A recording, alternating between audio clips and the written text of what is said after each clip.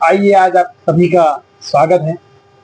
उदयपुर की इस चर्चा के लिए आज हमारे साथ लोकप्रिय पार्षद, नगर निगम की गेरा समिति के अध्यक्ष मनोज जी चौधरी साहब, जो कि पहले भी कई पदों पर रह चुके हैं।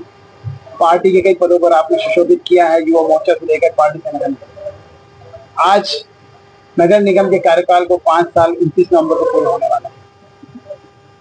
उसी को लेकर हम उस चर्चा को लेकर इसमें आज सबसे पहले हम जिस समिति को लिया है, गेरा समिति को, इसके बारे में आज चर्चा करेंगे। मेरे साथ मेरे मित्र माथुर साहब हैं, कालरा जी हैं, विनय जी हैं, हरीश जी हैं, डीके जी हैं, नवरत्न जी। तो सर, इस खुशनुमा मौसम के अंदर आज हम बैठे हैं नजारा हाइट्स रेस्टोरेंट पर। 5 साल आपको हो चुके हैं। आपकी समिति ने 5 साल में कितना काम किया?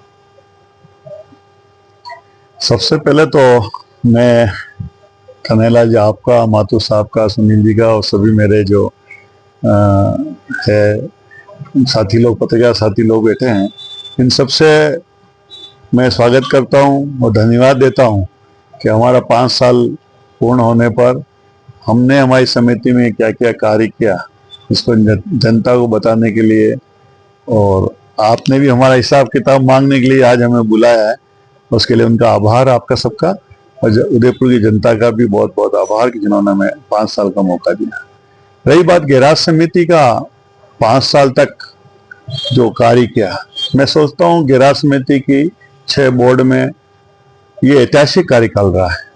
तो इसमें हमने जो कार्य किए हैं वो पहले कभी कल्पना की नहीं जा सकती थी कि ऐसे कार्य उदयपुर की जनता के लिए किए जा सकते हैं। जैसे उदयपुर की जनता को, जब हम अध्यक्ष बने गेरा समिति का, हालांकि हम जब इस समिति के अध्यक्ष बना तब मैंने सोचता था कि ये मेरे वश का बात नहीं है, पर जब इसमें भिड़ के लग के काम किया तो मुझे बड़ा अच्छा अनुभव हुआ। और उदयपुर की जनता के जब हमने बैठा थे तो हमने कहा, जब अध्यक्ष बनाया तो मन में एक सपना था कि हम बचपन में 2 लाल बसें चलती थी जो यूनिवर्सिटी होके चलती थी, तो हम देखते थे एक सिटी बस में बड़ा आनंद आता था। हम 25 पैसा देके पूरे उदयपुर का राउंड कर लेते थे। तो मन में था कि यार उदयपुर की ट्रैफिक व्यवस्था और जिस ढंग से ऑटो वाले लूटते हैं, पर्यटकों को लूटते हैं, पब्लिक को लूटते हैं, लूटने का मतलब वो अत्यधिक पैसा किराया लेते हैं। तो मन में आया, महापौर जी से बात हुई, कलेक्टर साहब से भी, स्मार्ट सिटी के सब अधिकारियों से बात हुई, गुलाब जी साहब से बात हुई। इन सब से बात होने के बाद में क्या, उदयपुर में सिटी बसें चलनी चाहिए, और ये प्रस्ताव लेके हम गुलाब जी साहब के पास भी गए, स्मार्ट सिटी, और महापौर जी सब बैठक हुई थी। तो विधायक थे गुलाब, जब विधायक थे गुलाब जी, तो क्योंकि गुलाब जी राज्यपाल अभी 1.5-2 साल पहले बने, बाकी उसके पहले वो विधायक शहर के थे, तो हमने कहा था हम उदयपुर के लिए सिटी बसों के संचालन करना चाहते, तो उसके लिए फिर प्रोजेक्ट पे कार्य किया, और हमें फर्स्ट फेज में जो 24 बसें मिली, और 24 बसें को हमने स्मार्ट सिटी के माध्यम से पैसा जो है वो, और नगर निगम के माध्यम से दोनों ने मिल के इस बसों को चलाने का, और माननीय जो अभी वर्तमान में हमारे राज्यपाल हैं पंजाब के, उनके कर कमलों से इन बसों का शुरू किया। और मैं कह सकता हूं कि इतना सस्ता किराए में कि आदमी उदयपुर शहर में इधर से उधर जा सके, ये पहले कभी सोच ही नहीं सकते थे कि आज हम 5 रुपए में अगर यूनिवर्सिटी पे बैठी एक महिला कृषि मंडी जाकर या सब्जी मंडी जाके या रेलवे स्टेशन पर अपनी ट्रेन पकड़ने के लिए या अपने सिटी बस के लिए या हॉस्पिटल जाने के लिए अगर उसको ये सुविधा मिलती है, और वही महिला पहले या वही पुरुष पहले या बच्चे पहले कहीं जाते थे तो उनको 40, 50, 60 रुपए देना पड़ता था, और कभी कभी रात्रि में तो शाम के समय तो और पैसा बढ़ जाता था। तो ये एक हमारी बहुत बड़ी हमने सफलता मानी कि स्टूडेंट संभाग मुख्यालय है, तो कोई डूंगरपुर, बीकानेर से, बांसवाड़ा से, चित्तौड़गढ़, जो आसपास के हॉस्पिटल में लोग आते थे, उनको लगता था यार वहां उतरेंगे, वहां से ऑटो पकड़ेंगे। मेरा आपसे इसमें एक सवाल है सर कि इसके अंदर क्या इसकी जो टाइमिंग है रात्रिकालीन, इसको आप लोगों ने इसको सीमित नहीं कर रखा। उदयपुर जैसे शहर के अंदर जो पर्यटकों की नगरी भी मानी जाती है, अब ये एजुकेशन हब भी बनने जा रहा है, इस वजह से अब ये लगभग शिकायत आती है कि 8 बजे बाद लोगों को दूरगामी कन्वेंस मिलते हैं। जैसे किसी को बड़गांव जाना है, किसी को बलीचा जाना है, किसी को देवाई डबोक तक ये चलती है, तो वहां तक जाने के लिए रात्रिकालीन सुविधा उदयपुर के अंदर नहीं है। तो क्या आप लोगों ने इसके ऊपर कोई विचार नहीं किया कि ये सुविधा भी यहाँ की पब्लिक को मिले? जैसा आप बता रहे हैं कि स्टूडेंट हो गई, महिला हो गई, तो वो लोग एक सीमित दायरे में रह गए। 8 बजे 8:30 बजे बाद उनको कन्वेंस उपलब्ध नहीं होते हैं। ये माधव साहब सही बात है। और क्योंकि हमारा पहला प्रोजेक्ट था, तो हमने फर्स्ट स्टेज में प्रथम चरण में 24 बसें लेके आए हम, और उसको हमने शुरू किया।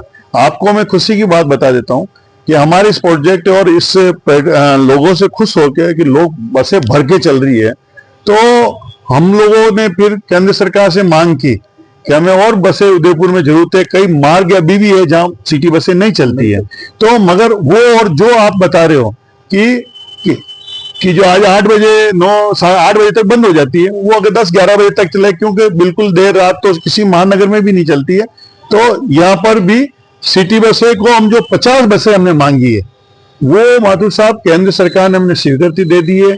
राजस्थान सरकार के बजट में भी उसको ले लिया गया है, और पूरे देश भर में जो 2,500 बसें दी है, उसमें से 50 बसें हमने उदयपुर शहर के लिए भी दी है।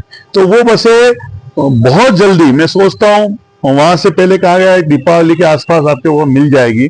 जैसे ही वो बसें मिलती है, इस उदयपुर शहर का आसपास का क्षेत्र जो बताया, बड़गांव, बुआना, बलीचा, सब ये सब क्षेत्र उसमें जुड़ जाएंगे। और कोशिश हमारी ये रहेगी कि 10 बजे तक हमारे बसें चले, ताकि लोगों को सुविधा मिले। एक और मैं आपसे जानकारी प्राप्त करना चाहता हूँ कि उदयपुर जो है, वो जो पुराना उदयपुर शहर जिसको कहते हैं, उसके अंदर सारी मेनली टूरिस्ट वहां पर आता है घूमने के लिए। सारे टूरिस्टिक प्लेस इसी क्षेत्र के अंदर आते हैं। तो यहाँ पर पर्यटकों की एक ऐसी सुविधा है ना, तो यहाँ पर की कोई वन वे की सुविधा अच्छी है यहाँ पर, वहाँ उन लोगों को ऐसा कोई कन्वेंस, ऐसा कोई साधन नहीं मिलता। वो कार लेके आते हैं या फिर ऑटो वाले उनकी मनमर्जी चला के उनसे भाड़ा होता है। जैसा अभी आप बताए थे कि भाड़ा मनमर्जी लेते हैं। चांदपुर से किसी को सिटी पैलेस आना है तो उसका 150 रुपए लेते हैं, वन वे का बहाना करके उससे 150 रुपए मांग लेते हैं। तो क्या एक टूरिस्ट जो आता है वो ठगा ठगा सा महसूस करता है। यहाँ पर जैसा कि नैनीताल के अंदर है, नैनीताल में इतनी अच्छी ट्रैफिक सुविधा है, वहां पर उन लोगों ने ऐसा सिस्टम कर रखा है कि एक एरिया के बाद में सिर्फ ई रिक्शा चलता है। यहाँ पे नगर निगम से एक बार ये प्रस्ताव पास हुआ था कि अब यहाँ पर हाथीपोल से जगदीशोक आने के लिए, चाहे चांदपुर से जगदीशोक आने के लिए, रंगनिवास से जगदीशोक आने के लिए, इन लोगों ने एक ऐसा प्रस्ताव पास किया था कि केवल ई रिक्शा चलेगा। प्रति सवारी 5 रुपया चार्ज करेंगे और ई रिक्शा में लेके आएंगे। तो केवल ई रिक्शा पतले भी होते हैं, ऐसी सकड़ी गलियों के अंदर कार और जो ऑटो बड़े ऑटो चलते हैं उनका चलना नामुमकिन है। ट्रैफिक की काफी व्यस्त रहती है। इससे पेट्रोल का भी नुकसान है, लोगों को जेब के ऊपर बोझ बढ़ता है। ये सर आपके अंतर्गत ये चीजें आती है, आपका बोर्ड है सर, तो क्या उसके अंदर ऐसे प्रस्ताव पास करके टूरिस्ट को, आम जनता को? नहीं माथुर साहब सही बात है। ई रिक्शा का प्रस्ताव गेरा समिति ने लिया था, उसको बोर्ड ने पास भी किया था, और इसके साथ ये तो क्या ही था हम चलाए, मगर इसके साथ हमने अनुदान के लिए भी करा कि कोई अगर ई रिक्शा लेके चलाना चाहे तो भी हम अनुदान 25,000 रुपये अनुदान उसको दे रहे थे। एक नगर निगम अनुदान देगी। अभी कुछ ई रिक्शा मार्केट में आए हैं और चल रहे हैं, मगर जिस मात्रा में आने चाहिए वो अभी आए नहीं है। और निश्चित रूप से अभी एक प्रोजेक्ट बना है जिसमें शहर में सभी ऑटो बंद करने का प्रोजेक्ट चल रहा है। और वो जैसे ऑटो बंद होंगे तो ई रिक्शा को अपने आप कवरेज मिलेगा, उनको सहूलियत मिलेगी। जो आप बात बताए हैं तो पूरे उदयपुर शहर की बात कर रहे हैं। बिल्कुल, जो ओल्ड सिटी, मैं आपने मैं ओल्ड नहीं, मैं आप जो आपने मार्ग बताए ना वो तो हमने ले ही लिए हैं, वो तो हमने ले लिए हैं, उसके लिए कर रहे हैं। और अब तो शायद नगर निगम का जो प्रोजेक्ट गया उसमें तो ये है कि अगर रिक्शा कोई चलाएगा तो उसको पूरी की पूरी अनुदान हमारी तरफ से मिलने का एक प्रोजेक्ट है, ताकि लोगों इसको बढ़ावा मिले ई रिक्शा को। क्यों ई रिक्शा में कई बार हमारे घाटी क्षेत्र है, पुराना जितना ही उदयपुर है घाटी क्षेत्र है, अगर ये थोड़ी सी हेवी सवारी या 2 से 3 बैठ गए तो ई रिक्शा भी अपने आप में घाटी पे चलने के लिए। यहाँ पर जो पहले ट्रायल लिया था उसमें 4 सवारी आराम से चढ़ती है। मैं आपको बता रहा हूँ, आप जैसे मेरे जैसे बैठ जाएंगे 3-4 चल जाएंगे, मगर कोई एक अकेले 150 किलो का बैठ गया तो वो सवारी तो इसमें नहीं कुछ है। मगर हमने, क्योंकि देखो जयपुर और अजमेर या जोधपुर बहुत प्लेन रोड है, हमारा उदयपुर जो पुराना बसा हुआ है वो टॉप मोस्ट बसा हुआ है, और गलियां हैं, संकड़ी घाटियां हैं, तो कहीं कहीं प्रॉब्लम है। मगर फिर भी हमारे ये जैसे जगदीश चौक तो पहुंचे ही पहुंचे हैं, गनगौर घाट पहुंचे, लाल घाट पहुंचे, ऐसी कोई स्थिति लाल घाट में जैसे सर्वे करवाया था तो वहां भी थोड़ी प्रॉब्लम है। तो मगर जहां तक पहुंचे वहां पहुंचाने की पूरी कोशिश करेंगे। मगर मैं एक सिटी बस का मैं आपको बताऊं, निश्चित जो पूरे मीडिया भी है और कि ये हमने उदयपुर को एक गैराज की तरफ से प्रोजेक्ट लाके और अभी 50 बसें और आने के बाद सभी समस्याएं हल हो जाएगी और इतने सस्ता, क्योंकि इसमें सबसे बड़ी बात उदयपुर की जनता को बताना चाह रहा हूं, इसमें हम लोग 38 रुपया पर किलोमीटर नगर निगम लोगों को 5 रुपए में यात्रा करने मिले 7 में 10 में, उसके लिए 38 रुपया पर किलोमीटर हम सिटी बसों की कंपनी को देते हैं और एसी में हम 57 रुपए देते हैं। जो एसी गाड़ी एयरपोर्ट चल रही है उसमें भी हम अनुदान देते हैं और यहाँ जो हमारी गाड़ी साधारण चल रही है उसमें 38 रुपए देते हैं। तब जाके जनता को 5, 7, 10 रुपए टिकट में यात्रा करने को मिल रही है। ये नगर निगम ने बहुत बड़ा काम कर रखा है कि इसका हमारा बजट लाखों करोड़ों में इसका बजट जाता है, मगर ये काम तो हमने किया ही है। इसके साथ जो पिछला झील देख रहे हो कितनी खूबसूरत झील है, यहाँ पहले पेट्रोल की नावें चलती थी और बहुत बार मीडिया ने भी उठाया, मैं यूं नहीं कह रहा हूं मीडिया ने जागरूक नहीं, मीडिया बहुत जागरूक रही, बराबर हमारे ऊपर प्रेशर था कि यहाँ पर पेट्रोल की नावें बंद करो ताकि पानी प्रदूषित नहीं हो। यहाँ पे मच्छी है, पानी के जितने भी है जलीय जंतु है, वो जलीय जंतु को नुकसान नहीं पहुंचे। तो निश्चित रूप से हमने बहुत प्रयास किया, हमें बहुत संघर्ष भी है और आखिर लास्ट में हमने जोधपुर हाईकोर्ट का भी आदेश था, जनता की भी मांग थी, हमारे मीडिया की भी मांग थी कि यहाँ पे इलेक्ट्रिक बहुत चले। और आपको मैं बता दूं, अभी पिछले 3-4 महीने पहले हमने पेट्रोल की बंद कर दी। यहाँ पर सभी पेट्रोल डाउन बंद है।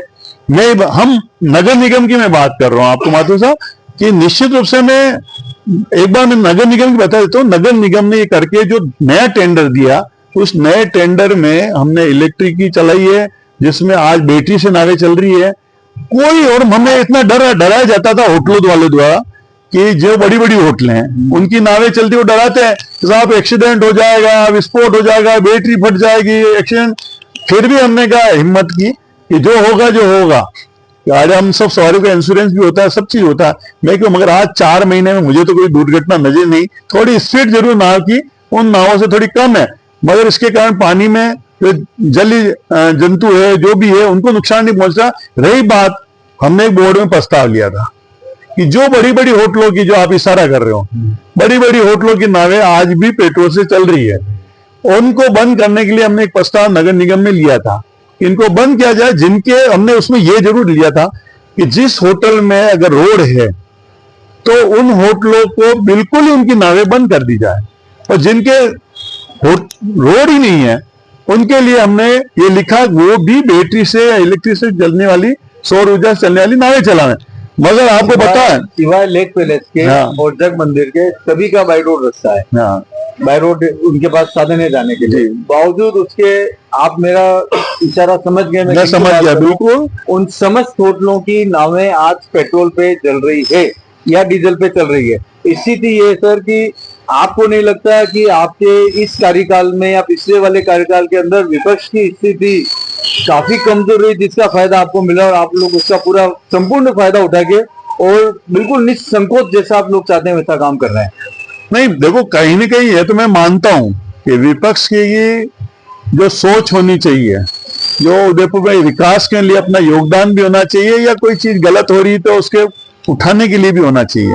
ऐसा काम करते हुए 5 लोग बैठते हैं, कोई निर्णय लेते हैं तो उसमें कमी पेशी होती है, तो विपक्ष भी अगर बताए कि ये चीज ऐसी नहीं ऐसी होनी चाहिए, तो अगर अच्छी होती है तो उसको सत्ता पक्ष भी उसको स्वीकार करता है, उसको लागू करता है। पर हमारे यहाँ तो आप देख रहे हो कि पिछले 2 बोर्ड तो ऐसे रहे थे जिसमें 2 कांग्रेस के पार्षद या 4 कांग्रेस के पार्षद आते थे। इस बार तो फिर भी संख्या 22-23 की संख्या पहुंची, मगर मैं आपको बता रहा हूं आज भी कांग्रेसी लोग आपस में लड़ते रहे। क्यों? वो इसलिए लड़ते हैं। मैं माथुर साहब एक बात बताऊं, मेरी बात अब आप मुझे बताइए विपक्ष कहाँ है? मैं यही बता रहा हूँ, पहले तो उन्होंने 12 मनोनीत पार्षद भेज दिए कि हमारे निर्वाचित कमजोर पड़े तो वो हो गए। फिर जो आज अभी आप जो शब्द इस्तेमाल किया कि सेठ हो गए, ये हो गए, वो हो गए, ये तो उनका धर्म उनके साथ है। पर मैं ये कहना चाहता हूं कि निश्चित रूप से उदयपुर के विकास के लिए चाहे विपक्ष हो या सत्ता पक्ष हो, वो दोनों ही मिलके अगर किसी विकास को आगे बढ़ाएं तो मैं समझो ज्यादा अच्छा हो सकता है। और ये नाव वाला तो मैं आज भी कह रहा हूं आपको कि निश्चित रूप से आपकी सबके मीडिया के माध्यम से कह रहा हूं माथुर साहब कि ये पेट्रोल की नावें, ये होटल जो चला रहे हैं और जिनके रास्ते हैं उनको तो तुरंत प्रभाव से बंद करनी चाहिए। कब? अब ये बता रहा, क्योंकि हमारे यहाँ जेल सेक्शन समिति बनी हुई है, वो उनकी मीटिंग होती है कलेक्टर साहब के साथ। हमने बोर्ड में प्रस्ताव पास किया, उसके बाद भी कलेक्टर ने उस प्रस्ताव को रोक दिया। ये आपको भी पता है, इनको भी पता है, आप सबको पता है। बोर्ड ने पास कर दिया इनकी सबकी नावें 1 मार्च से बंद कर दी जाए, मगर कलेक्टर साहब ने कहा नहीं साहब, गणगौर फेस्टिवल आ रहा है, ये आ रहा, वो आ रहा, थोड़ा मौका और दो, ये दो। फिर आप जानते ही हो कि हम लोग प्रस्ताव पास करने के बाद हमारे से ऊपर की ताकतें जो हैं बोर्ड के प्रस्ताव को रोकने की रखती है, वो भी कर सकती है, क्योंकि हमारे ऊपर भी हैं। उन लोगों ने इसको रोका। आप ये कहना चाह रहे हो कि भाई जनता के हितों को दरकिनार करके कुछ समूह ऐसे हैं जो ऐसा काम करते हैं जिससे जनता का तो हित है वो कहीं भी चाहे मतलब इधर उधर हो जाए, उससे उनको कोई परवाह नहीं है। मैं आपको सच कह रहा हूँ, पिछले 10 साल से प्रगति के ऊपर इतना ब्रेक लगा है, आप विश्वास नहीं कर सकते सर कि उदयपुर जो 10 साल के अंदर जिस स्पीड से आगे बढ़ सकता था उसी स्पीड से पीछे ही गए, आगे नहीं आया। और पर्यावरण का कितना नुकसान। मैं आपको एक कह सकता हूँ कि हमारे बोर्ड ने तो निर्णय लिया कि ये पेट्रोल की नावें चाहे किसी भी होटल की हो। हाँ, ये बात आपने जैसे कहा जग मंदिर है, लेक प्लेस है, जिनकी रास्ता नहीं है, हमने साहब कहा चाहे वो लीला हो, कोई भी हो, बड़ी होटलें हो, जिनके भली कितनी भी अप्रोच हो, पर हमने तो प्रस्ताव पास करके भेजा। पर आगे अप्रोच तो उन्हीं की काम कर रही है ना, कि आज उनकी नाव चल रही है। आपका जो फैसला हो तो वे प्रतिनिधि बेबस है इन लोगों के आगे। मैं इसमें नहीं, हमने हमारा निर्णय लिया, हमने हमारा प्रस्ताव पास करके हमने नोटिस दिया, उसकी कॉपी दी, इसका आपको 1 मार्च से बंद करना। वो ऊपर से कलेक्टर से आदेश आता है कि नहीं, आप अभी गणगौर का फेस्टिवल आ रहा है और उसके बाद आप इसको करें। गणगौर फेस्टिवल निकले हुए लगभग 4 से मैं यही बताना आपको आगे चाह रहा हूँ, क्या कलेक्टर साहब को नहीं चाहिए था कि उसको आगे बढ़ाते रहे, जेल सेक्शन समिति की बैठक होती और आप क्यों नहीं उसमें निर्णय लेते? किसके लिए बना रखी जेल सेक्शन समिति की, जो इतना जिलों के लिए इतना बोलते हैं? कोई हाई कोर्ट ने भी उसमें 2-4 सदस्य नियुक्त कर रखे हैं। तो फिर वो लोग, हमने तो हमारा काम, मैंने कहा ना सबसे पहले हमें ईमानदार होना चाहिए, तो हमने सबसे पहले नगर निगम में महापौर जी, उप महापौर जी, हम सब लोगों ने मिलके ये बेटी की नाव चला दी। ये हमने हमारे तरफ से किया। अब रहा बात वो, उसके लिए हम प्रयासरत हैं कि हम ये भी बंद हो, और आज भी कह रहा हूं इसके लिए कुछ भी करना पड़ेगा। आपके सामने कह रहा हूं कि जनप्रतिनिधि होने के नाते और उदयपुर जनता का सदस्य होने के नाते इसको बंद होनी चाहिए और बंद कराने के लिए हम प्रयासरत रहेंगे। तीसरा काम मैं मेरी गैराज का बता देता हूं कि हम बच्चों की ट्रेन, आपको पता कई सालों से बंद थी और लोग तो भूल चुके थे कि अब कभी गुलाबाग में जैसे शेर, चीते, भालू सब गायब हो गए, ऐसे ही बच्चों की ट्रेन भी लगभग गायब हो गई। तो लोगों ने सोचा था अब उदयपुर गुलाबाग में कुछ बचा नहीं है, अब कभी ट्रेन चालू हो नहीं सकती। पर आपको बता देते हैं कई समस्या और कई चीजों के बावजूद भी हमने बच्चों की ट्रेन को शुरू की और उसमें भी हमने पर्यावरण का पूरा ध्यान रखा। उसको भी हमने, जो डीजल से चलती थी और धुआं निकलता था, वहां पे पक्षी वगैरह बैठे रहते थे, उनको होता था, जनता घूमने आती थी, उनके भी नाक में धुआं जाता था। तो हमने देश की ये 3रे नंबर की सीएनजी ट्रेन है जो गुलाबाग में चल रही, जो प्रदूषण मुक्त है और सीएनजी से चलने वाली पहली, अपने उधर राजस्थान में पहली है, देश में 3री है। इसके बाद में मैं एक चीज और पूछना चाहता हूँ ट्रेन के बारे में। जब ट्रेन का कॉन्ट्रैक्ट हुआ, इसको दिया गया, तो उससे पहले मैंने सुना है कि आपके पास ठेकेदार ने कुछ रकम 5 लाख से लेके, पहली 5 लाख, दूसरा 10 लाख लेके आपके पास आया और आपने उस रकम ठोकर मारी। वो क्या चाहते थे आपसे? नहीं, मैं इसमें ये नहीं है, इसके थोड़ा सा चेंज है मैटर। जब ये ट्रेन बनाई और बहुत संघर्ष थे, कई लोग रोज पटरी उखाड़ देते थे, कहीं पेड़ काटने वाला वो आता, कोर्ट में चले गए, भाई यहाँ इतने पेड़ कट रहे हैं, ये ट्रेन सब, उसका प्रोजेक्ट ही इस बोर्ड ने आके पूरा नया प्रोजेक्ट बनाया। वो नया बना के हमने कोशिश की कि किसी समय ऐसा था कि 800 पेड़ कटेंगे, पर हमने जब ये प्रोजेक्ट बनाया मुश्किल से 10 या 12-15 पेड़ को हमने हाथ लगाया। आपके सामने छुपाने वाली बात नहीं, ऐसा तो हो नहीं सकता बिगर पेड़ कटे ये ट्रेन की पटरी बिछ गई, तो नया रूट था, तो 12-15 पेड़ हमने इसको उड़ाए। मगर ये तय है कि जब हम लोगों ने इतना संघर्ष किया, कोर्ट के स्टे भी बाहर, कभी मंथ आया, एक मंथ के हमारी जमीन में से निकल रही है, आपने यहां से हटाया जाए, तो ये सब जनता इतना, हमारा तो एक ध्यान था इन बच्चों को ये टॉय ट्रेन मिलनी चाहिए। बहुत सालों से बंद थी, हमने प्रयास किया उस प्रयास करने के बाद में भी ये ट्रेन चले और गुलाब जी माननीय राज्यपाल जी बने, उसके बाद में उन्होंने इसको झंडी दिखा के इसको रवाना किया और आज सफलतापूर्वक बच्चे उसका पूरा आनंद ले रहे हैं, जो चीज कभी संभव नहीं थी। रही बात आपका जो विषय है, ये मैंने इस पर्व में कहीं एक कार्यक्रम में कही थी कि पार्षदों को बिगाड़ा जाता है, पार्षदों को कई ठेकेदार बिगाड़ते हैं। पार्षद जब जीतता है तब उसको ये मन में नहीं होता कि कैसे मुझे रिश्वत मिलेगी कैसे नहीं मिलेगी। मैं तो बहुत खुल के आपके सामने, क्यों मेरा ये तीसरा कार्यकाल पूरा हुआ है और मैं 15 साल इस नगर निगम में रहा हूं, पहले भी इलेक्ट्रिक समिति का चेयरमैन रहा हूं, विधि में रहा हूं, ये सब चीजें मैंने देखा हुआ।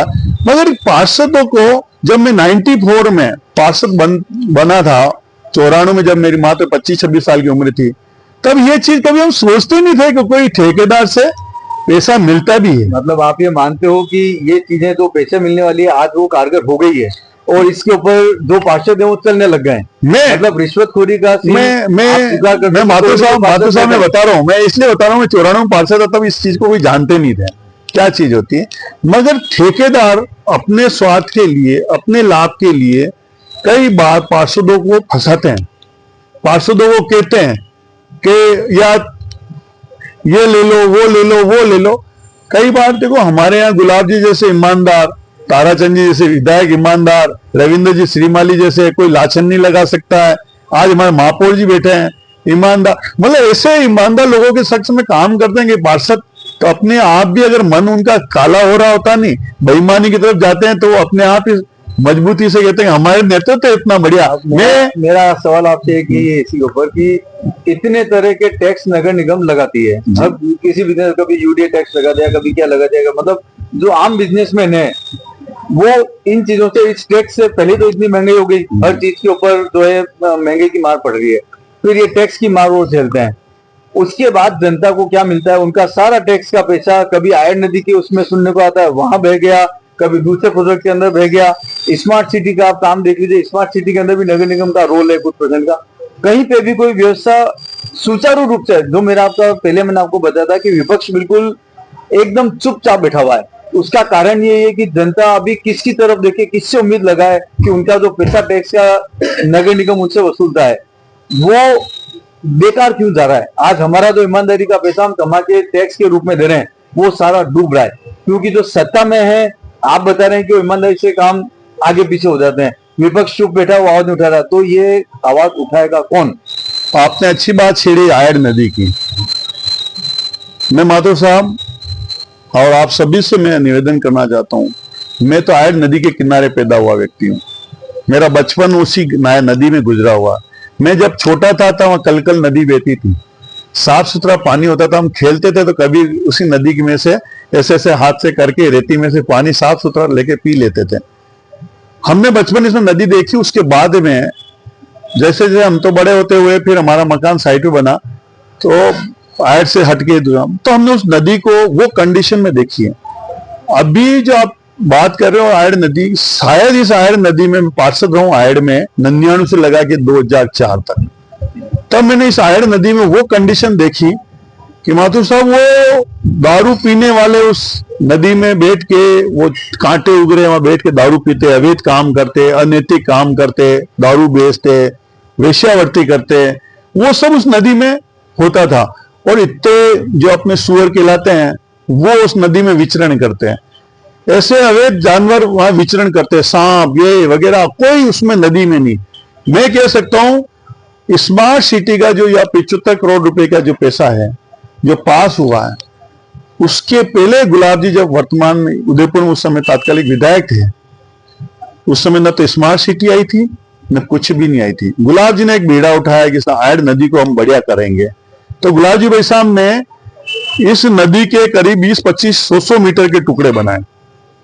फिर उन्होंने उदयपुर के उद्योगपतियों से बात की कि आपको इन्हीं 100 मीटर की इस टुकड़े को, आपको यहाँ हजारों टन जो मलबा जम गया है या गंदगी जम गई है, इसको साफ करनी है।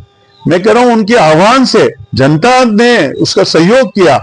मैं कह सकता हूं हजारों गाड़ियां उस समय गुलाब जी भाई साहब के आह्वान के बाद उद्योगपतियों के सहयोग से उस नदी को साफ करके एकदम क्लीन बनाया। उसके बाद वो काम वापस बैक हुआ। ब्रेक होने के बाद लोगों ने कहा करोड़ों रुपए हमने मलबे लगा के साफ किया, तो वापस कांटे वगैरह उगने लगे, जैसे जैसे वापस पुरानी स्थिति में आने की स्थिति हुई। तो ये स्मार्ट सिटी वाला मैटर आया कि स्मार्ट सिटी, क्योंकि स्मार्ट सिटी का एक बजट है। लोग कहते हैं कि वो पैसा वहां क्यों लगा, मैं उनको कहता हूं एक दिन एग्रीमेंट तो पढ़ो आप स्मार्ट सिटी का। स्मार्ट सिटी के एग्रीमेंट में साफ लिखा हुआ है कि ये पैसा उदयपुर में सीवरेज डालने का, नाली, लाइट, पानी, स्वस्थ सब होने के बाद भी पुरातत्व का कोई मंदिर है, कोई ऐसी चीज है जो उदयपुर के लिए रौनक की चीज होगी या ऐसा विकास के लिए हो सकती है, उस चीज को स्मार्ट सिटी का पैसा लगाया जा सकता है। लोगों को ये एग्रीमेंट पड़ा नहीं। कहीं मैं मातोसा में आपने बात घुमा दी, मैं आपकी बात से सहमत नहीं हूँ। मेरा ये है कि जो भी टैक्स का पैसा आप लेते हैं, स्मार्ट सिटी में जो पैसा आ रहा है, आपने तो सीवरेज की बात बोली, क्या सीवरेज उदयपुर में अच्छी बिछी भी है? क्या जो स्मार्ट सिटी का काम हुआ क्या वो अच्छा हुआ? आम जनता की बात कोई नहीं सुनता है। हम जहाँ अभी बैठे हुए हैं, यहाँ ऐसी स्थिति, अभी थोड़ी सी बरसात हुई, आप देखो नीचे गाड़ियां गिर रही होगी, सीमेंटेड रोड बना दी, चिकनी रोड बना दी, वहां गिर रही होगी। सीवरेज आज यहाँ पे फेल हो गया। हर चीज यहाँ पर जो भी काम नगर निगम के तहत में हो रहे हैं, यूआईटी के तहत में हो रहे हैं, वो सारे फेल हैं। जो जनता का जो पैसा है, वो पैसा जो जिसका सारा सत्यानाश जो कह सकते हो इस बोर्ड ने कर दिया है, पिछले वाले बोर्ड ने कर दिया, जो भी कार्यक्रम में चल रहा है, उसका हिसाब जनता किससे? आप मेरी बात सुनोगे, मैं बताऊं आपको कि उदयपुर शहर में डेफिनेट हम भी मकान भी बनाते हैं ना, बंगला, अपन स्वयं का बंगला भी बनाते हैं ना, तब रहवास करते हैं ना, तब अपन अंदर निवास करने जाते तो अपने को लगता है ये चीज और बाकी रह गई, ये चीज और बाकी रहेगी, इसको सुधार करना है, ये इसका यहाँ पे गलत है, यहाँ पे फिसलन हो सकती है, ये हो सकती है। अपने मकान में जाने के बाद भी हम 1 साल बाद वेल सेटल होते हैं। हाँ, ये वेल सेटल या ये होटल है, हम होटल बनाई, तो भी आपको लगेगा काम करते जाओ, ये सुधार करो, ये सुधार करो। डेफिनेट मैं कह रहा हूँ स्मार्ट सिटी का वर्क हुआ, कमियां रही है, कमियां रही है तो उसको अच्छे बताइए सर, आप कमियां तो नहीं, मैं कमियां जो कमियां रही है उसको ध्यान में आ रही है, उसको पूरा करते जा रहे हैं। जैसे कौन है? जैसे आज मैं स्मार्ट सिटी का भी हमारे पीएचडी मंत्री आए थे, हम सब पार्षद गए थे, और कन्हैयालाल जी चौधरी साहब थे, ताराचंद जी थे, रविंद्र जी थे, सब पार्षद थे स्मार्ट सिटी के भी। हम सब ने कहा भाई आपने वादा किया था 24 घंटा पानी देंगे। स्मार्ट सिटी ने जब सीवरेज बिछ रही थी, काम हो रहा था, 24 घंटा हम पानी देंगे। बस जब आज 24 घंटा पानी नहीं मिल रहा तो जनता कहती है, कहेगी, हमारे कान पकड़ेगी कि आप झूठ कैसे बोल रहे हैं, हमें 24 घंटे की बात की छोड़ो, हमें 2 घंटे ही बढ़िया पानी नहीं मिल रहा। चौधरी साहब, कहीं ना कहीं आपके वार्ड के क्षेत्रवासियों का कहना है कि आप उनकी बात नहीं सुनते हैं। हाल ही में कुछ समय पहले जब भोरा गणेश वाली रोड पे सीवरेज का काम चल रहा था, 6 दिन से वहां पे लोग परेशान थे, आपको कह के थक गए। फिर वाया मीडिया हमने जब खबर लगाने की कोशिश करी, तब आपसे ही बात हुई थी, आपने कहा 6-7 दिन और लगेंगे। फिर आपने दूसरे दिन अचानक काम करवा के तो कैसे खत्म करवाया? ऐसा एक, जब हम क्या है कि पार्षद हैं, जनप्रतिनिधि, जब समस्या आती है तो कंपनी को कहते हैं, वो संस्था को कहते हैं भाई ये काम पूरा करो, वो संस्था हमें बताती है इतने दिन लगेंगे।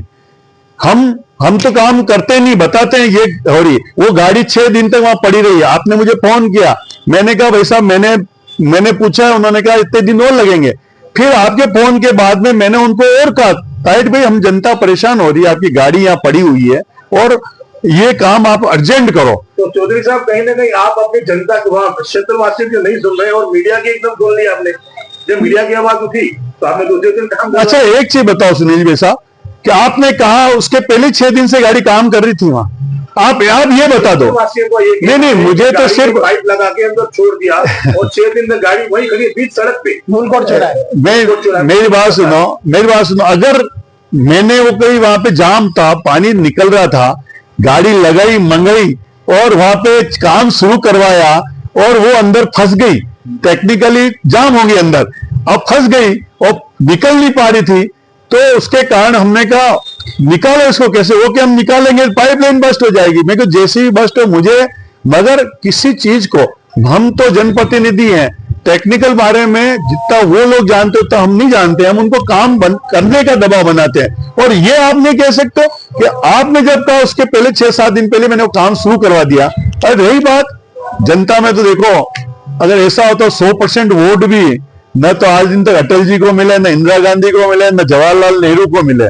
अब मेरा क्या किसी को नहीं मिले, कुछ ना कुछ लोग तो होंगे। मेरा सवाल आपसे ये कि क्या आपको लगता है कि अभी जो इलेक्शन होंगे उसमें भाजपा का वोट वापस बनेगा? निश्चित 100%। और ऐसी क्या आप जो वादे आपको ऐसा लगता है कि ये बातें लेके हम जनता के समक्ष जाएंगे और जनता हमको वोट दे देगी और हमारा वोट वापस बनाएगी? आपको क्यों चुनेगी? देखो, जनता पिछले 10 साल से त्रस्त है। नहीं माथुर साहब, देखो 10 साल से त्रस्त होती तो पिछला वोट भी नहीं बनता। अगर हुआ है हमारी 44 मोदी लहर चल रही थी सर, जो मोदी लहर की वजह से काफी फायदा, ये तो आपको मानना पड़ेगा कि मोदी लहर की वजह से हर इलेक्शन भाजपा यहाँ पे जीत जाती है। मेवाड़ के अंदर, हम मेवाड़ की बात करते हैं, मेवाड़ के अंदर हमेशा मोदी लहर की एक ऐसी वेव आती है, उस समय अचानक कहां से आ जाती है और जनता का मन बन जाता है और वापस भाजपा का वोट ले आती है और वो उसी चीज को वापस अगले 5 साल फेस करती है। तो क्या आपको ऐसा लगता है कि भाई हम इस बार क्या ऐसा लेके जाएं कि या फिर मोदी लहर ही काम करके आपको बिना काम के जिता देगी? नहीं, मोदी जी से हमारे राष्ट्र के सर्वश्रेष्ठ लीडर हैं और सबके लीडर हैं, उनका तो नाम है ही, वो तो राष्ट्र वो राष्ट्र के लिए काम कर रहे हैं, वो तो जनता के मन में है।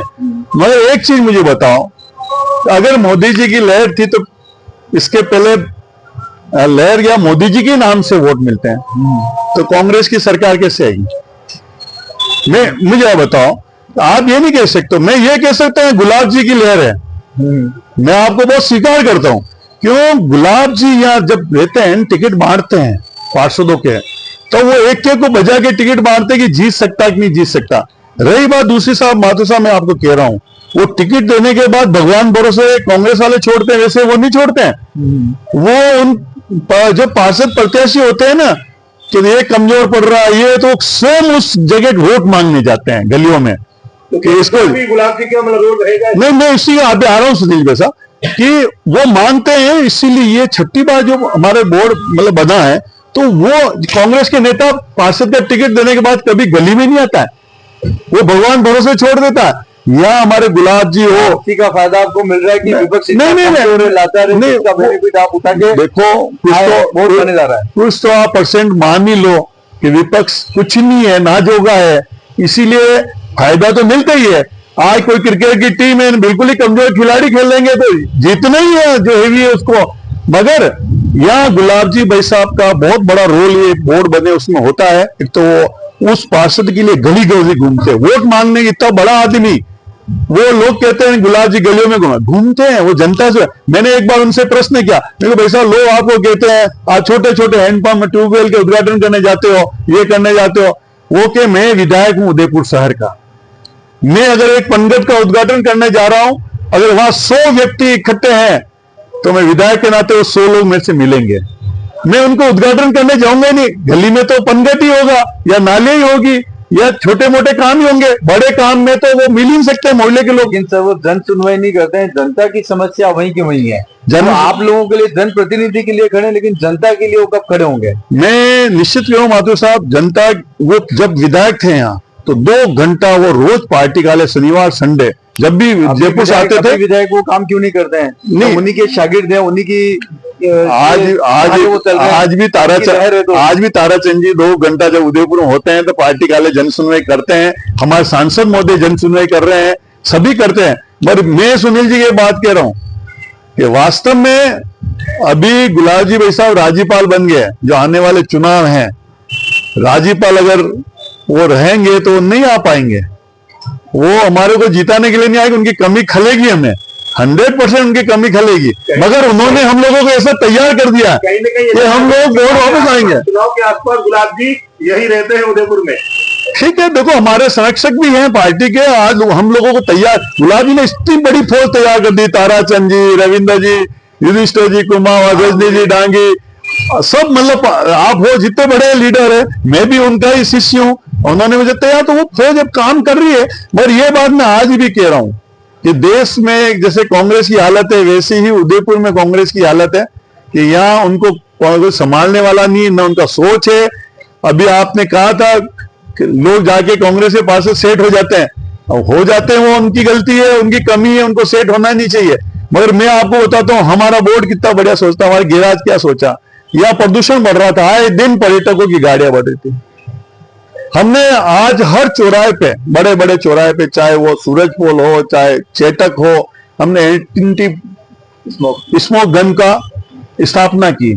आज इसके कारण इतने प्रदूषण चलती क्यों नहीं? चलती है, वो गाड़ियां जो पड़ी है ना वो चल रही है। अच्छा, वो चल रही है, वो बंद नहीं रहती, वो बराबर चलती है। आप उसका निगम की तरफ से उसे प्रमोशन करके जनता के साथ ये मैसेज क्यों नहीं पहुंचाते जनता के समक्ष कि निगम ये काम कर रहा है? अभी कुछ समय पहले हमने स्थापित की, वो तो है ही है, पर उसके अलावा हमने रोडों पे चलाई थी, तो उसका जो पानी गिरता है ना रोड पे, उसके कारण कई लोग स्लिप हो रहे थे। आपने भी सुना होगा स्कूटर से स्लिप हो जाते हैं, वो पानी की फुहारें पड़ती है ना, रोड गीली होती है, अपन जानते हैं पहली बारिश होती है सबसे ज्यादा स्लिप होते हैं लोग। तो वो में एंटी स्मोक गन से ज्यादा जरूरत है फॉगिंग मशीन की, और फॉगिंग लगभग आज की तारीख में बंद है और डेंगू अपना पूरा कमाल दिखा रहा है। नहीं, देखो मेरी एक चीज मैं आपको बता देता हूँ, हमारे पास 2 फॉगिंग मशीनें चल रही है, 70 वार्ड है। अब हम लोग चलाते हैं, फॉगिंग मशीनें दोनों चालू है, दोनों ही कर रही हैं। और नहीं ला सकते सर कि हमने तो भरपूर पड़ा है। हमने अभी 25 तारीख को गैराज समिति की बैठक रखी है, हमने और फॉगिंग मशीन खरीदने का उसमें प्रस्ताव रखा है, और हम जल्दी से जल्दी, क्योंकि कोरोना कब आ जाए किसी ने सोचा नहीं था, कोरोना जैसी बीमारी, डेंगू अपना कब बड़ा रूप ले ले, तो हम कोशिश पूरी कर रहे हैं। हमारे मेडिकल कलेक्टर साहब खुद उसकी देख रेख कर रहे हैं, और जहां जहां जरूरत है वहां भेज रहे हैं। मगर मैं आपको और बता रहा हूं, फॉगिंग मशीन डेंगू का इलाज नहीं है। मैं आपको जिम्मेदार व्यक्ति होने के नाते कह रहा हूं, मच्छरों को रोक सकती है फॉगिंग मशीन। ये डेंगू के मच्छर साफ पानी में ही होते हैं, ये गंदे पानी में नहीं होते हैं। और हमारे जो मच्छर मारने की दवाई है, ये मलेरिया वाले मच्छर मार देगी। ये मच्छर इतने जबरदस्त है, साफ पानी में होने वाले। एहतियात के तौर पर स्वास्थ्य विभाग ये सारे काम भी कर रहा है, जहाँ भी मच्छरों के लार्वा होते हैं, चाहे वो साफ पानी हो गंदा पानी, उसमें जो भी जरूरत होती है वो केमिकल डाल के उनको खत्म किया जा रहा है, और अपनी कोशिश पूरी कर रही है। हमारी मीटिंग भी हुई, हमने जनता को संदेश दिया, जहां पे भी साफ पानी भरा हुआ है, कई टंकी में है पानी बच गए बच्चों, उनको आप खाली कर दो, उनको ये मत करो। देखो हम जागरूकता तो हम सबको लेनी, और मीडिया सबसे उससे बड़ा है कि ये चीज है। और डेंगू में आपको बता रहा हूँ, जैसे सर्दी बढ़ेगी अपने आप ये डाउन जाएगा।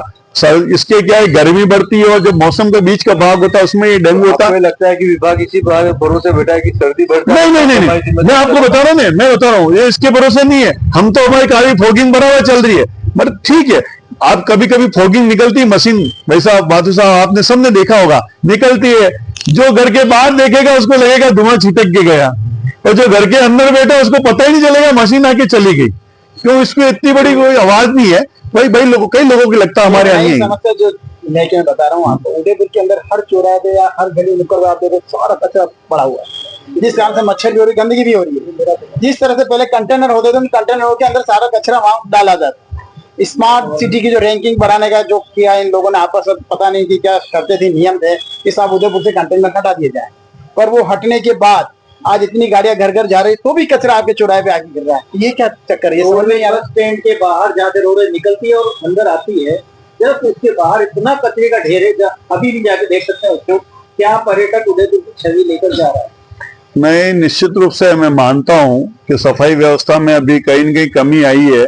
और जो आपने कंटेनर की बात की है, इस बोर्ड ने आके पहले ही साल में कंटेनर बंद कर दिए, और सिर्फ इसलिए कंटेनर बंद कर दिए गए कि हमें जो रैंकिंग मिलती है कि जिस शहर में निगम में कंटेनर लगे हुए होंगे तो उसके 50 नंबर नहीं मिलेंगे।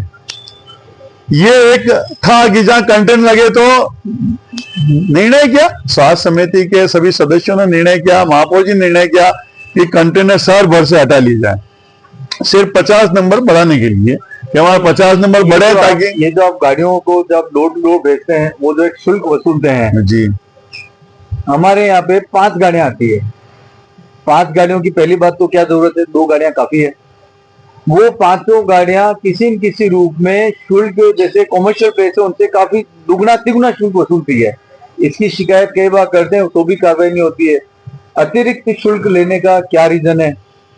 और दूसरा, फिर एक लास्ट कमेंट में आपसे चाहूंगा, फिर इस चर्चा को हम विराम देंगे, क्योंकि आप काफी सवालों के आप जवाब दे चुके हैं और काफी अच्छा आपने सहयोग किया, इसके लिए आपको बहुत बहुत धन्यवाद। तो आप ये जरूर बताएं कि लास्ट कमेंट आप क्या बताएं कि जो एक्स्ट्रा शुल्क लेते हैं जनता तरफ से, बिजनेसमैन तरफ से, आप उनसे काफी तरह के आप टैक्सेस ले रहे हैं, उसके बाद वो घर घर गाड़ी आ रही है, उससे लेने का भी मतलब पैसा ले रही है, दुगना तिगना पैसा। वो कहते हैं जैसे 50 रुपए आपने तय किया, वो 50 नहीं लगे, वो 500 रुपए मांगते हैं।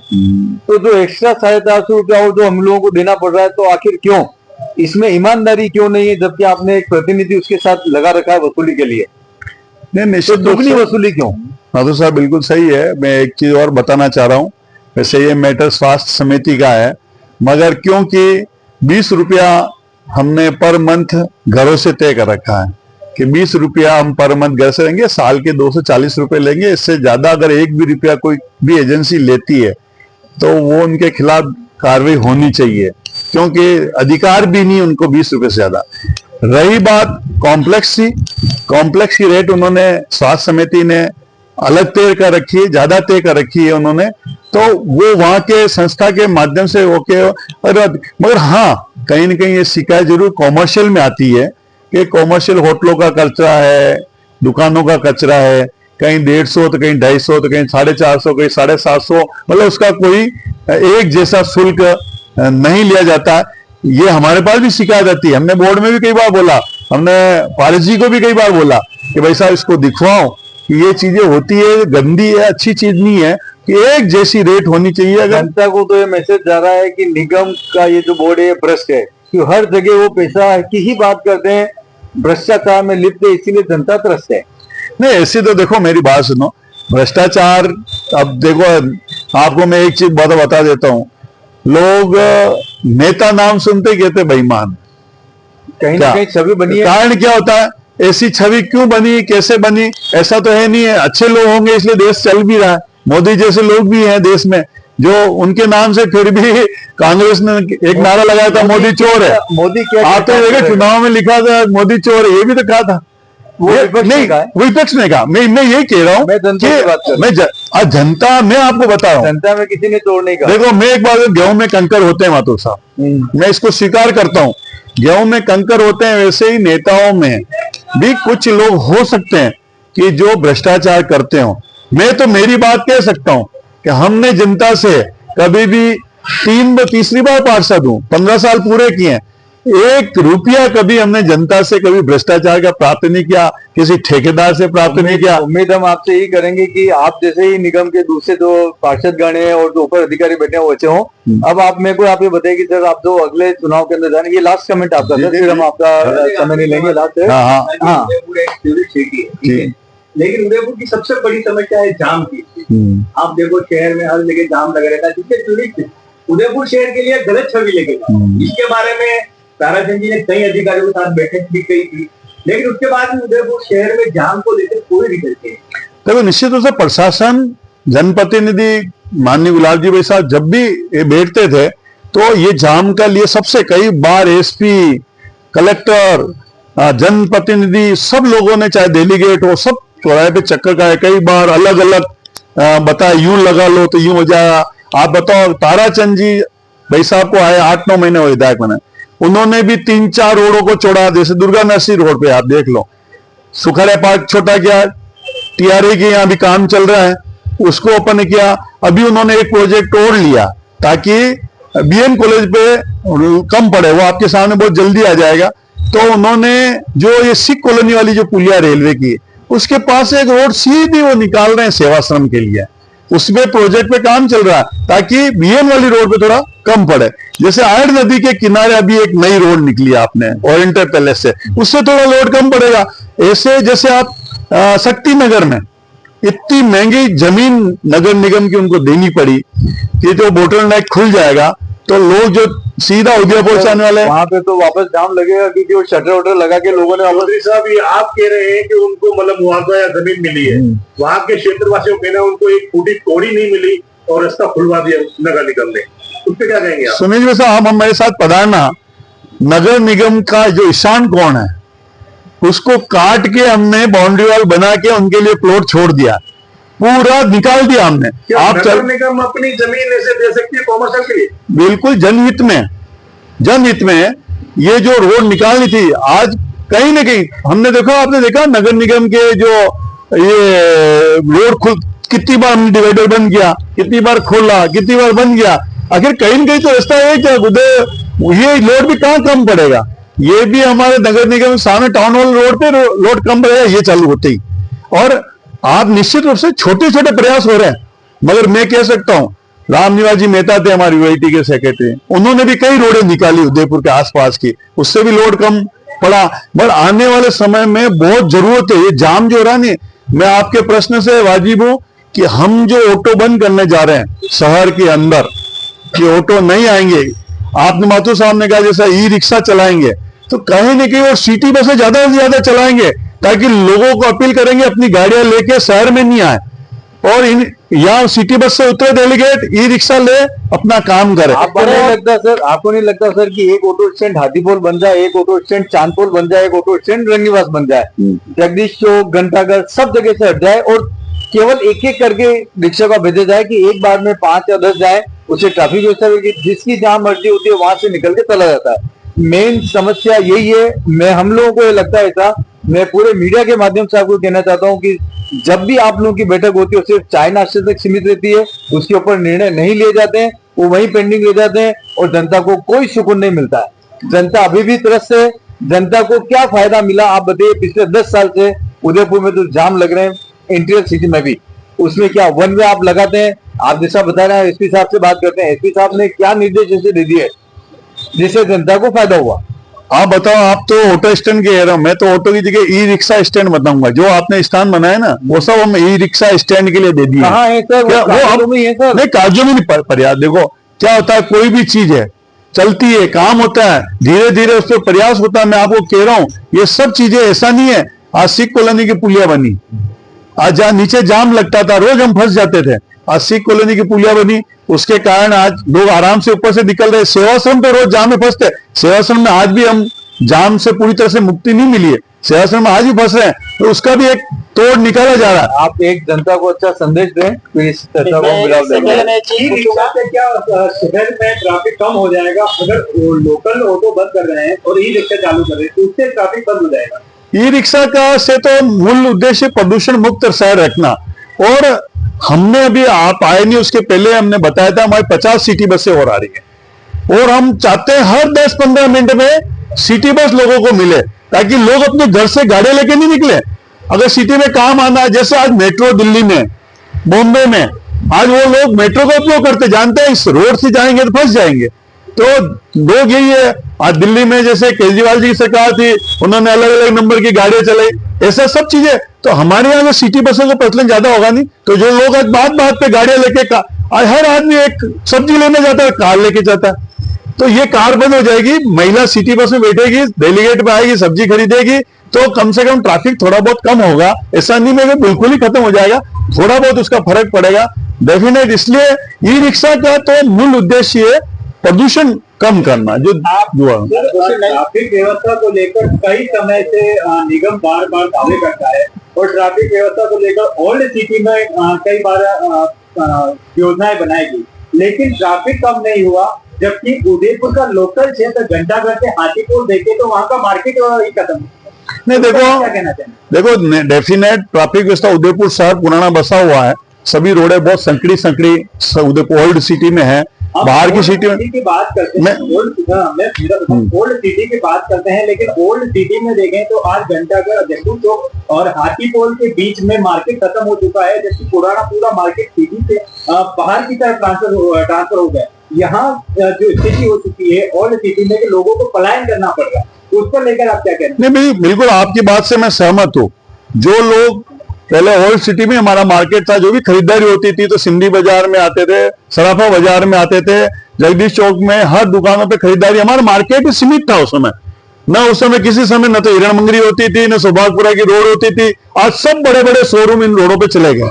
और दूसरा मेरा ये कहना कारण है कि जो लोग हैं ना वो देखेंगे मैं गाड़ी लेके जाऊंगा, घंटाघर कहां खड़ी करूंगा, उसके मन में मार्केट खत्म होने के पीछे पार्किंग है, और पार्किंग नहीं मिलने के कारण आप ये उम्मीद करेंगे कि आप इसके ऊपर काम करेंगे और अच्छी एक सुविधा देकर जनता के मन में विश्वास पैदा करेंगे कि हाँ ये जो बोर्ड है अच्छा काम कर रहा है। अब आप जनता से एक अपील आप करना चाहें तो आप जरूर एक अपील करें। एक चीज आपसे पूछूंगा, आप अपनी समिति को कितने नंबर देना चाहेंगे? आप अपने काम को, अपनी समिति। मैं तो देखो गिरा समिति का 5 साल अध्यक्ष रहा हूँ, पूरे मन से मैंने काम किया है, पूरा समय दे के काम किया है, और निश्चित रूप से हमने कोरोना में भी हमारी समिति ने बहुत ही महत्वपूर्ण भूमिका निभाई थी। कई जगह हमने फुहारे लगाए, ये लगाए, ये सब समिति के द्वारा किए गए। पर मैं कह सकता हूं कि आप पूरी जो टीम बैठी हुई है उसके सामने कि गैराज समिति का जितना अच्छा काम हम कर सकते थे उतना हमने किया।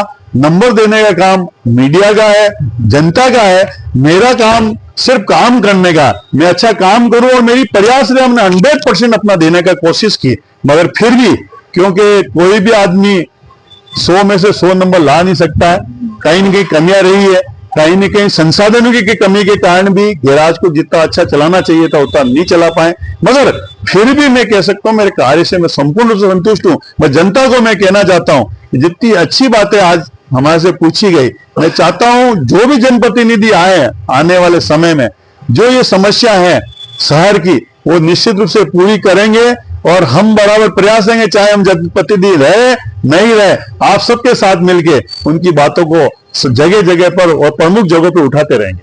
धन्यवाद। धन्यवाद। बहुत बहुत बहुत बहुत अच्छा